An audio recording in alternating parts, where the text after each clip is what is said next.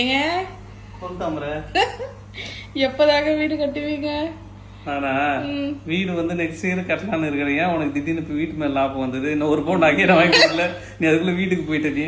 இல்ல அதுதான் தெரியல சொல்லுங்க. கபாலத்தில் இருக்கும்போது திடீர்னு ஒரு யோசனை. கழிவறையில் இருக்கும்போது கபாலத்தில் திடீர் என்று சொல்லுவாங்க. அதுவே வர மாட்டேங்குது. அதான் பேசுறது பார்த்தா லாயர் மாதிரி பேசுவது. எங்க அப்பா என்ன பண்ணுவாரு, நான் 8th படிக்கும் போது எங்க வீடு கட்டினாங்க. அப்ப வீடு கட்டும் போது அப்பா மட்டும் வீடு கட்டும் போது எங்க அப்பா சொல்லுவாரு, ஏன்னா அப்பதான் காலைல போய் தண்ணி எல்லாம் தண்ணி அடிக்கணும் செங்கலுக்கு. ஆமா செங்கலுக்கு தண்ணி அடிக்கணும். அதுக்கப்புறம் வந்துட்டு சிமெண்ட் எல்லாம் கலக்குறாங்க நிக்கணும். அப்புறம் அவங்களுக்கு டீ எல்லாம் எடுத்து போய் கொடுக்கணும், பிஸ்கெட் எடுத்து போய் கொடுக்கணும். இதெல்லாம் பண்ணணும். இந்த வேலை எல்லாமே பண்ணது நானு. ஆக்சுவலா நான் தான் பண்ணுவேன்.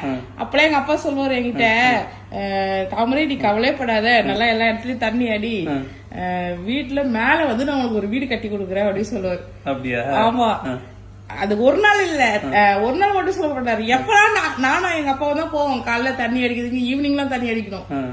ஒரு நாள் வந்து டியூட்டில இருந்து எங்க அம்மாவும் நானும் பண்ணுவோம். அப்பெல்லாம் நான் நினைப்பேன், சரிண்ணா நம்மளுக்கு மேல ஒரு வீடு கட்டி கொடுப்பாரு, நம்ம அப்பா மேல ஒரு வீடு கட்டி கொடுப்பாருன்னு. அதுக்கப்புறம் வந்து நான் எப்ப கேட்டேன், மேல வந்து எனக்கு வீடு கட்டி கொடுக்குறீங்கன்னு கேட்டா, நான் எப்ப அப்புறம் சொன்னேன் அப்படின்னு கேக்குறேன். கல்யாணத்துக்கு அப்புறம் அது வந்து எப்படின்னா, அந்த அழகிற குழந்தைங்க என்ன சொல்லுவாங்கன்னா, அழாதமா வரப்பா அம்மா வாழைப்பழம் வாங்கின்னு வருவாரு, ரஸ்க் வாங்கின்னு வருவாரு அப்படின்னு சொல்லுவாங்க சின்ன வயசுல. அதே மாதிரிதான் லேடிஸ்ங்களுக்கு, உனக்கு தான்மா, உனக்கு இல்லாத உனக்கு தான்மா லாஸ்ட் வரைக்கும் அந்த உனக்கு இல்லாத சொல்லிட்டு போயிடுவாங்க. சரி இங்கதான் அப்படி சொல்றாங்கன்னு சொல்லிட்டு கல்யாணம் இடத்துல, சரி அதுதான் நம்ம வீடு சொந்த வீடு. மாமியார் அங்கேயும் இல்ல, இதெல்லாம் யாருக்கும் சொந்தம் கிடையாது, நாலு யாருக்கும் கிடையாது, எங்களுக்கு தான் ஃபர்ஸ்ட் ப்ரிஃபரன்ஸ் சொல்றாங்க. அதான் மாமியார் வீட்டுல என்ன சொல்லுவாங்கன்னா, எப்ப வந்தவ நீ இது வந்து நீ சம்பாதிச்ச சொத்தா இது இல்ல நாங்க சம்பாதிச்ச சொத்துன்னு மாமியார் வீட்டுல சொல்லுவாங்க. அதாவது பெண்களுக்கு வந்து பார்த்தனா ஆண்கள் வீட்லயும் வந்து அவங்களுக்கு உரிமை கிடையாது, போன வீட்டுல உரிமை கிடையாது, வாழ்ந்த வீட்லயும் உரிமை கிடையாது. வாழ்ந்த அவங்க பிறந்த வீட்லயே திரும்ப அவங்க கெஸ்டா போவாங்க பாரு, அதோட கொடுமை எதுவுமே கிடையாது. ஆமா அது ரொம்ப கொடுமையா தான் இருக்கு. எவ்வளவு பேர் வந்து லேடிஸ் வந்து ரொம்ப ஃபீல் பண்ணுவாங்க. நான் நிறைய பாத்திருக்கேன். இப்ப எங்க எதிர் வீட்டுல பெரியம்மா வீடு இருக்குது இல்ல, அந்த வீடு கட்டினது எல்லாமே அவங்க வீட்டுல லேடிஸா 3 பேர் பிறந்தாங்க பாரு, அக்கா தங்கச்சி.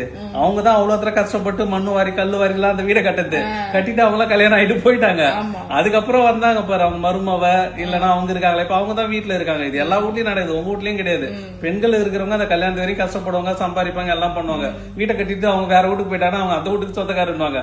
அங்க போனா நீ இப்பதானே வந்த, உனக்கு இங்க எதுவும் உரிமை கிடையாது அவங்க மாமியார் வீட்டுல சொல்லுவாங்க. நாங்க செத்து முடிச்சதுக்கு அப்புறம் எங்க வாரிம்பாங்கன்னு நாங்க போய் சேர்ந்துருவோம். அதுக்குள்ள நீ போய் சேர்ந்துருவ. ஏன்னா அவங்களாம் வந்து எல்லாம் களி கேழ்வரகு கம்பு கூழ் இதெல்லாம் குடிச்ச உடம்பு. நீங்க எல்லாமே வந்து பீஸா பர்கரு சோறு இது மாதிரி சாப்பிட்டுக்கிறீங்க. அதுக்கு தாங்க சொல்றேன்.